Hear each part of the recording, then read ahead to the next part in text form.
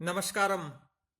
RPSC cracker YouTube channel में मैं SP शौरान आप सभी का अभिनंदन करता हूं।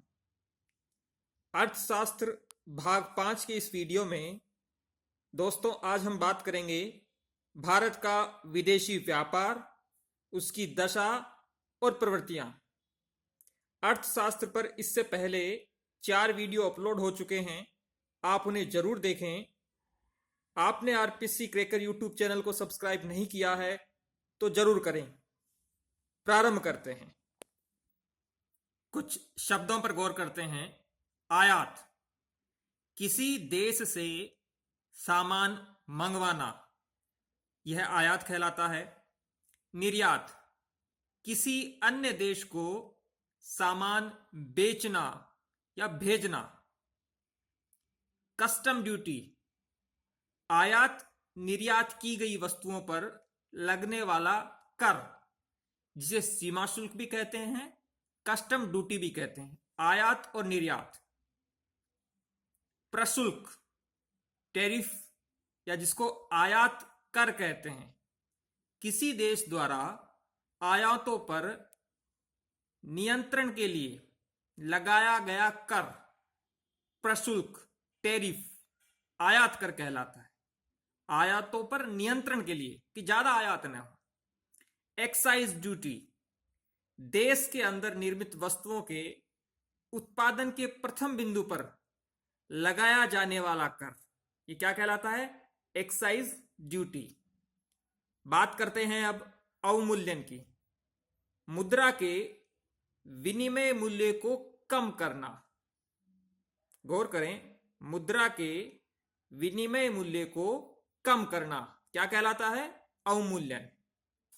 व्यापार घाटा, आयात एवं निर्यात का अंतर व्यापार घाटा कहलाता है।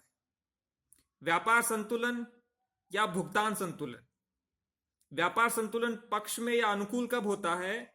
जब आयात से ज्यादा निर्यात हो। और व्यापार संतुलन या भुगतान संतुलन प्रतिकूल या विपक्ष में तब होता है जब आयात ज्यादा है, निर्यात कम है। भारत के साथ केवल 2 वित्तीय वर्षों को छोड़कर बाकी सारे वित्तीय वर्षों में हर बार व्यापार संतुलन प्रतिकूल रहा है, अर्थात हमने आयात ज्यादा किया है, निर्यात कम किया है। आगे मैं बताऊंगा कि वो 2 वित्तीय वर्ष कौन से हैं जिनमें भारत ने निर्यात ज्यादा किया और तुलना में आयात कम किया। केवल 1972-73 का वित्तीय वर्ष एवं 1976-77 के वित्तीय वर्ष में भारत का व्यापार संतुलन भारत के पक्ष में रहा, अर्थात इन 2 वित्तीय वर्ष में भारत ने जितना आयात किया उससे ज्यादा निर्यात किया। निर्यात एवं आयात बैंक, जिसे एग्जिम बैंक भी कहते हैं, एक्सपोर्ट इंपोर्ट बैंक, स्थापना जनवरी 1982, मुख्यालय मुंबई, और उद्देश्य है इसका आयातकों एवं निर्यातकों को वित्त उपलब्ध करवाना। भारत के प्रमुख आयात, अर्थात भारत किन किन वस्तुओं का आयात करता है उसकी चर्चा करते हैं। भारत के आयातों में पेट्रोलियम कच्चे तेल का हिस्सा सर्वाधिक है, लगभग 26%, 25 और 26% के आसपास है, जो कुल आयात का 1/4 है। और दूसरे स्थान पर जिस वस्तु का भारत सबसे ज्यादा आयात करता है वह है स्वर्ण का। भारत के प्रमुख निर्यातों की चर्चा करें तो सर्वाधिक निर्यात होता है पेट्रोलियम उत्पाद का। दूसरे स्थान पर है जवाहरात, मूल्यवान और अर्ध मूल्यवान नग। निर्यात में सर्वाधिक योगदान देने वाला राज्य यदि बात करें तो वह है महाराष्ट्र। विदेश व्यापार नीति वर्तमान में चल रही है 2015 से 2020 के बीच वाली।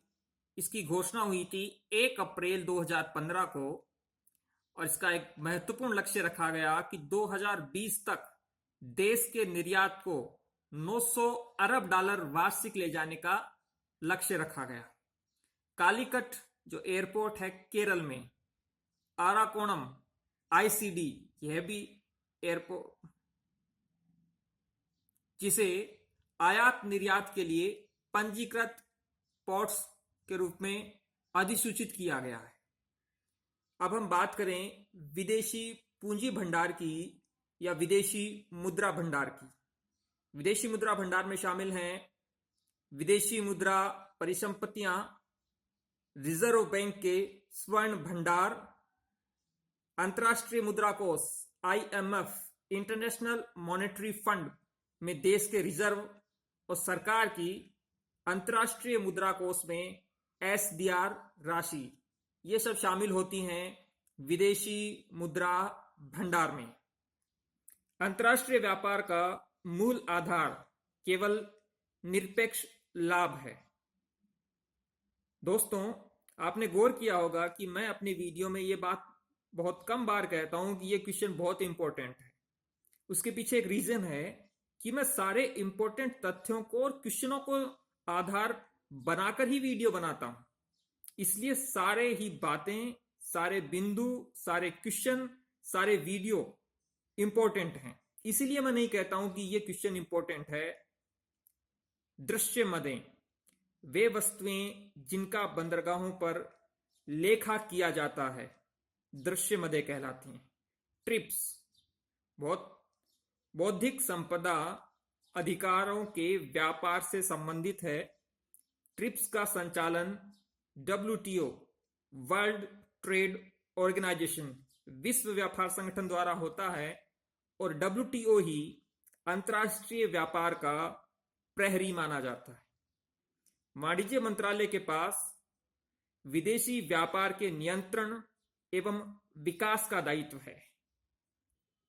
कोई देश जब अपनी मुद्रा का अवमूल्यन करता है तो उसके निर्यात सस्ते हो जाते हैं, आयात महंगे हो जाते हैं। सेज, स्पेशल इकोनॉमिक जोन, विशेष आर्थिक क्षेत्र, इनकी घोषणा 2000 में हुई। विनिवेश नीति, डिस इन्वेस्टमेंट जिसे कहा जा सकता है, डिस इन्वेस्टमेंट पॉलिसी, इसमें सरकारी उपक्रमों से संबंधित है। यह जहां सरकार अपनी हिस्सेदारी बेचती है। FDI, फॉरेन डायरेक्ट इन्वेस्टमेंट, प्रत्यक्ष विदेशी निवेश। भारत सबसे अधिक आयात चीन से करता है और चीन के साथ ही भारत का व्यापार संतुलन सबसे ज्यादा गड़बड़ाया हुआ है, क्योंकि हम चीन से बहुत ज्यादा आयात करते हैं और उसकी तुलना में निर्यात बहुत कम करते हैं। इसका प्रमाण भी आप सार्वजनिक जीवन में देख सकते हैं। मकर संक्रांति पर चीनी मांझा, दीपावली पर चीनी पटाखे, खिलौनों की दुकानों पर चीनी खिलौने, मेड इन चाइना की चीनी वस्तुएं, चीनी माल। अंदाजा लगा सकते हैं कि किस हद तक चीन का उत्पादित माल भारत के बाजारों में अटा पड़ा है। और चीन के पास, गौर करने वाली बात है, मैंने अभी ऊपर बताया था कि जब कोई देश अपनी मुद्रा का अवमूल्यन करता है, चीन ने कुछ समय पूर्व अपनी मुद्रा का अवमूल्यन किया। उसके पीछे रीजन था कि वह अपने निर्यात को सस्ता करना चाहता है और आयात को महंगा। चीन ने इतना माल उत्पादित कर रखा है कि पूरी दुनिया की 5 वर्षों की सभी जरूरतों को पूरा कर सकता है। गौर करें, पूरी दुनिया की सभी जरूरतें, चाहे वो सुई से लेकर ट्रक तक की हो, 5 वर्ष जितना कुछ खपत कर सकती है पूरी दुनिया, उतना चीन ने उत्पादन कर रखा है। अब उस उत्पादित माल को चीन कहीं ना कहीं तो खपाए, इसलिए चीन वन बेल्ट वन रोड की नीति अपना रहा है। चीन रेशमियों की माला नीति अपना रहा है। चीन बंदरगाह बना रहा है, चीन सड़कें बना रहा है, चीन रेल पटरियां बना रहा है, क्योंकि चीन को अपने उत्पादित माल को दुनिया भर में पहुंचाना है। और भारत को चीन बहुत ज्यादा निर्यात करता है और भारत चीन से बहुत ज्यादा वस्तुएं आयात करता है। और यदि आप दंभ भरते हैं देशभक्ति का, तो छोटा सा योगदान भी नहीं कहूंगा, अंशदान इतना कीजिए, हो सके तो चीनी वस्तुओं को आप न खरीदें। सेवाओं का व्यापार अदृश्य व्यापार कहा जाता है। तो दोस्तों, इस प्रकार से आज के इस वीडियो में हमने भारत के विदेशी व्यापार दशा और प्रवृत्तियों की चर्चा की। जल्द ही मिलूंगा नए वीडियो के साथ। निरंतर हमारे वीडियो से जुड़े रहने के लिए लाइक, सब्सक्राइब और कमेंट करने के लिए, शेयर करने के लिए मैं आपका तहे दिल से आभार व्यक्त करता हूं।